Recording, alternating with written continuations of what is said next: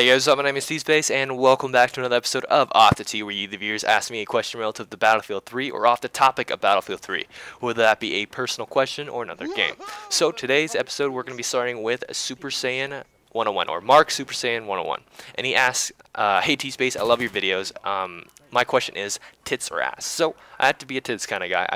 When I think about it, I just don't like how the whole fact that shit comes out of the ass. I don't know, it's just not my cup of tea. I mean, that's just kind of gross. I mean, if I had to pick, like, you know, if it was another question like elbows or ass, I'd pick elbows. I mean, I would pick ass.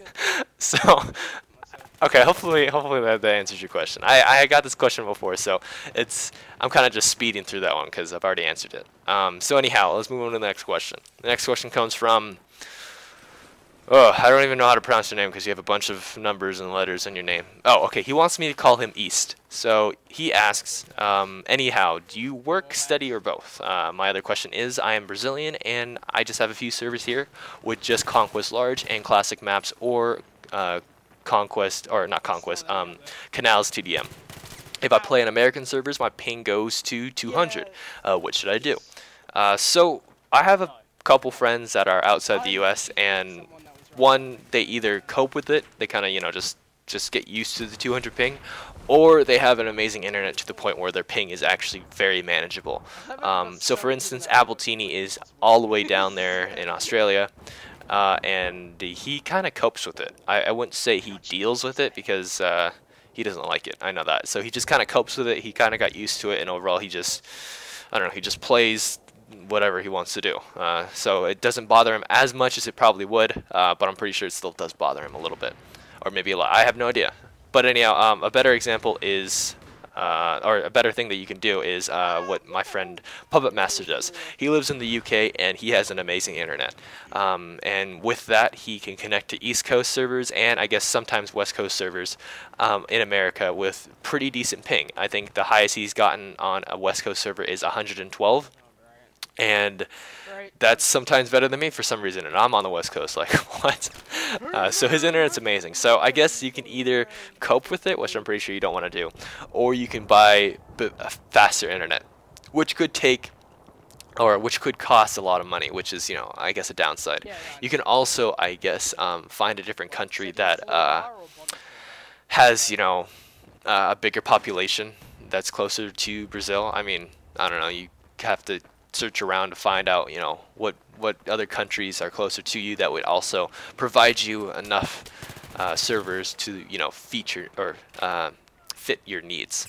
So I know I would really want to answer your question. I really want to say, you know, oh, you just have to do this in order to increase your ping, or I mean to decrease your ping, but that's just not the case. I'm not a huge expert on this stuff, so I can't really go in too deep with this whole topic, so hopefully you guys can hopefully you can understand. I wish I could help you, but there's really nothing else I can say. So hopefully that answered your question, hopefully. Anyhow, let's move on to the next question. It comes from Android Geek 7, and he says, in your next video, I'd love to know your system specs are, not like individual stuffs, like processor, RAM, GPU, monitors, OS, stuff like that. Also, if you have anything in your system that you'd like to upgrade that would make a significant difference in your gameplay, what would it be? Not like NVIDIA GTX 650 to a 660. So overall, my CPU isn't really that great, but let me just start listing off the stuff that's in this box of boxiness. So first, I have my processor. It's a i5-760. It runs at 2.88 gigahertz. My RAM is Corsair RAM. I have 4 gigs of it. My GPU, or my graphics card, is a GTX 670 with, I think it's WindForce Edition, so that's overclocked. My monitor is an Acer monitor. It's about 18 inches, I think, maybe 20. Can't really tell. It's a 60 hertz monitor. My OS is Windows 7, and I think a lot of people don't talk about this, but I think my cooler for my CPU is a Cooler Master. Oh my god, what is it called? It's a Cooler Master something. It's Cooler Master Hyper 212 plus RRB10, a bunch of other numbers. This heatsink is really awesome. It keeps my temperature for my CPU well below 50 degrees Celsius, which is pretty freaking awesome. If I would like to upgrade my computer at all, I would like to upgrade my CPU, just because I would like to have a faster CPU. Most of my friends now have like i5 25Ks or better, and you know they're running at 4.8 gigahertz or something crazy like that. Like that's unheard of to me, because my little wimpy ass processor is only 2.8. It's like it's just so slow. Anyhow, but at the same time, if I have to upgrade my CPU, I would have to upgrade my my motherboard as well, because the sockets in that, they just don't fit with any other CPU out there. So it just wouldn't work. If I bought a CPU and not another motherboard, it would just be like, well, I can't fit. It just doesn't work. So I'd have to get both. So that's what I would like to upgrade, and hopefully I will be able to do that in the future. So hopefully I answered your question. Let's move on to the next question. It comes from Wesley, and he says, "Hi T-Space. Here is my question. What font you nicer characters of Battlefield 3 or Battlefield Bad Company 2? I like the Reconstructive or Battlefield Bad Company 2. It looks like grass." I really don't know what this question is. I'm assuming you're asking what kind of color, I don't know, what kind of graphics you like better, Battlefield 3 or Battlefield Bad Company 2. So I'm just gonna assume on that front. So sorry Wesley, I'm not understanding your question.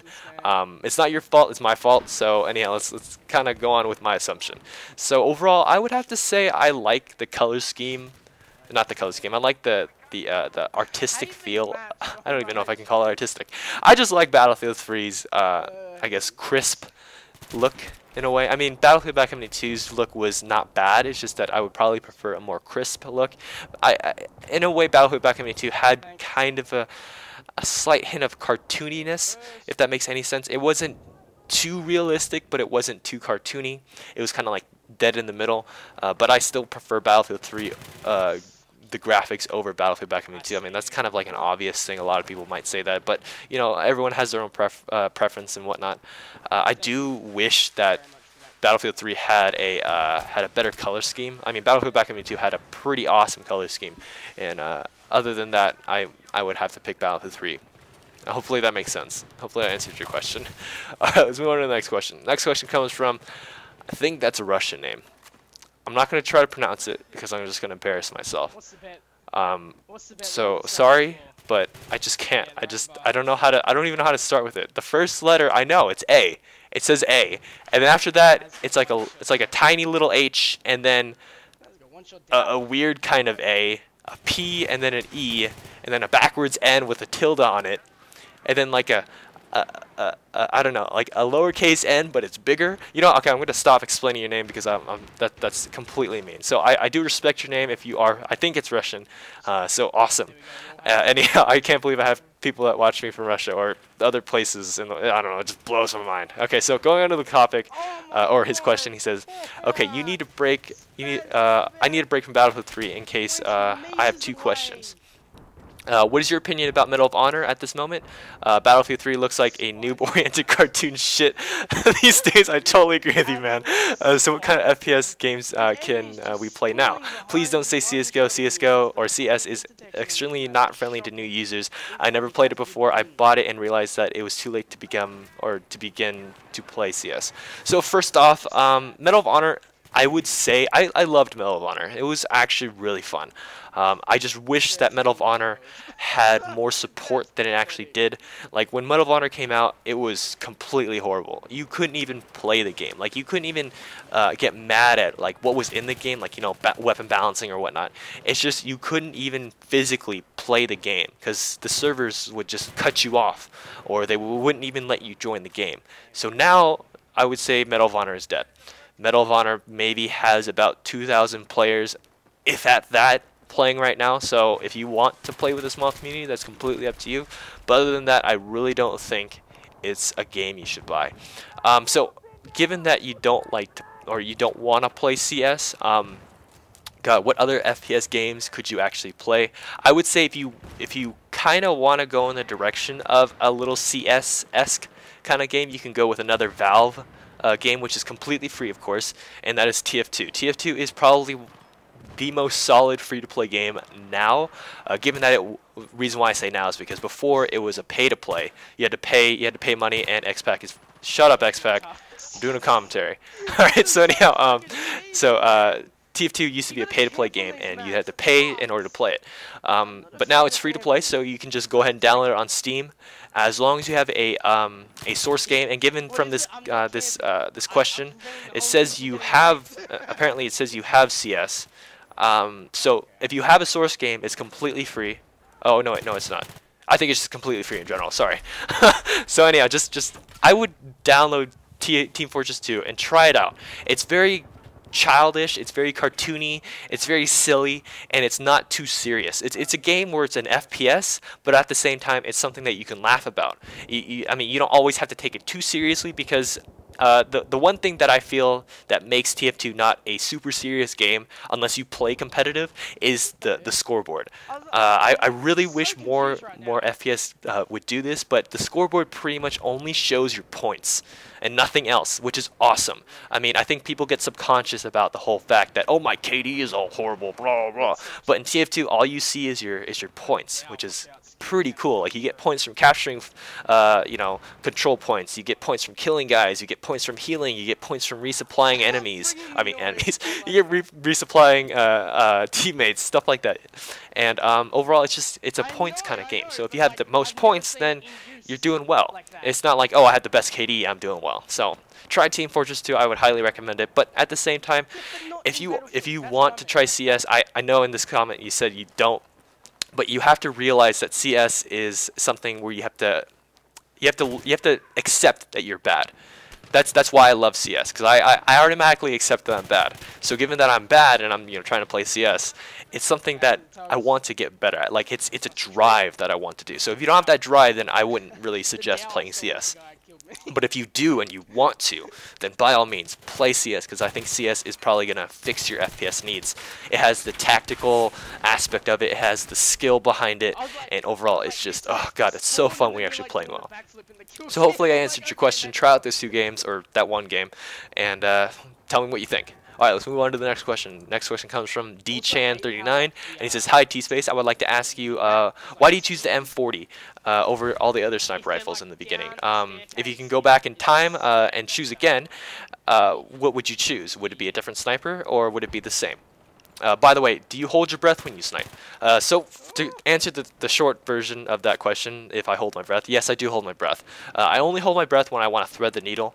If you don't know what that term means, it's pretty much just making sure I get the headshot. So if it's a guy that's not moving, I would usually hold my breath. But if it's a shot that's super quick, there's no point in holding your breath just because it happens too fast.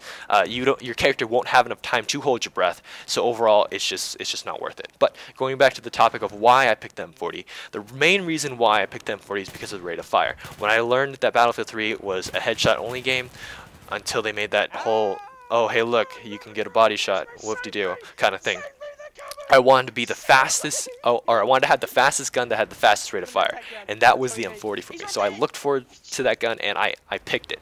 If I had to pick again, I probably would pick the M40 again, because it's just the way I like it. I mean, I wouldn't want to pick any other sniper rifle just because they felt too slow to me at that point in time.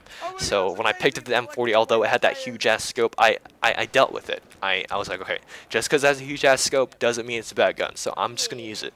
And at the same time, I like to, I guess in the beginning, I like to gimp myself. I like to be at a disadvantage. So, when I do become really good, I can say, man, I was at a disadvantage this whole time, and now I'm really good. So if I was playing any other sniper rifle, it would be, a lot easier. Of course, that's not always the case, because I have to get used to playing certain snipers, because they all feel a little bit different. So hopefully that answered your questions. And yeah, so let's move on to the last one. We have a Skankster. It's an awesome name, bro. And he says, I read that you went snowboarding, which is funny because I just got back from it. How long have you been riding, and what is your favorite hill? I usually go up to Tahoe, which is the closest place where I'm at. And we go to either Sierra, North Star, or sometimes Heavenly. I'd have to say, if I had to pick my favorite mountain, it would have to be Heavenly. Heavenly has these amazing long runs that are just so awesome, and the view is just amazing at the same time. But with all that luxury kind of stuff, it costs way too much, so I don't go there that much. I've been boarding, oh god, how long have I been boarding for? I've been boarding for about, I want to say 10 years. I mean, I'm not like an amazing boarder. I don't like do jumps or shit like that. I'm more of a mountain guy. I just go down the mountains, and that's just what I enjoy. It's relaxing, it's fun, and overall I have a good time. So I've been boarding for about 10 years. I actually started off skiing because my parents were skiers, and they wanted me to, learn how to ski first. So then after that, I decided that skiing wasn't my thing. I had a huge hissy fit when I was about 7, and I was like, I'm done. Or not 7, maybe it was about 10-ish, 10 or 11. And I'm like, I'm done. I don't want to do this anymore. I want to go snowboarding, or I want to try snowboarding. And then when I tried snowboarding, it was like an instant hit. I knew from that moment that this was the thing that I wanted to do. And overall, it's what I've stuck with. And yeah, so oh, also on the same topic, my dad switched with me. So he's been skiing before he went snowboarding for about 35 years, and he switched. And I can't really say this too loud because he might get mad. So he's like 68 right now. So think of that, like he's fucking awesome. So he's 68 and he is still snowboarding, but now he switched back to skiing. But still, he is still skiing / snowboarding, which is awesome. Like that's what I want to be when I grow up. I wanna be at his age and still be able to do what most people do, like skiing. I don't know, surfing. He's traveling the world. Like God, it's very inspirational. So props to you, Dad, even though you're probably never gonna watch this video. Anyhow, so hopefully you guys liked this episode of Off the Tee. The gameplay behind my voice was just a couple games of me playing with my FAMAS. I love the FAMAS. If you haven't tried it out, I would say here's a tip. If you want to be successful with the FAMAS and get crazy accuracy and still be, pretty good on the kills, I would say tap fire it. Now, what I mean by tap firing it is I mean shooting 2 bullets and then waiting. Just waiting like a second, and then shoot another 2 bullets. Like you hit bam bam, bam bam, bam bam, like that. And I swear to God, if you do this, you'll be a lot more successful, and you will reload less than if you just sprayed the FAMAS. And here's a little tip that a lot of people don't know. The first 2 shots with the FAMAS are pretty much dead on accurate with each other, up to about 40 meters. So keep that in mind. So anyhow, I hope you guys enjoyed this episode of Off the Tee. If you have any other questions that you would like to ask me, please send them to me as a private message titled Off the Tee. It makes it a lot easier for me to, collect all the questions that you guys want to hear, and overall it'll keep this series going. So hopefully you guys enjoyed the gameplay. Hopefully you guys enjoyed the comments and questions that people asked. Hopefully you like my answers. But like always, my name is T-Space, and I will catch you guys later.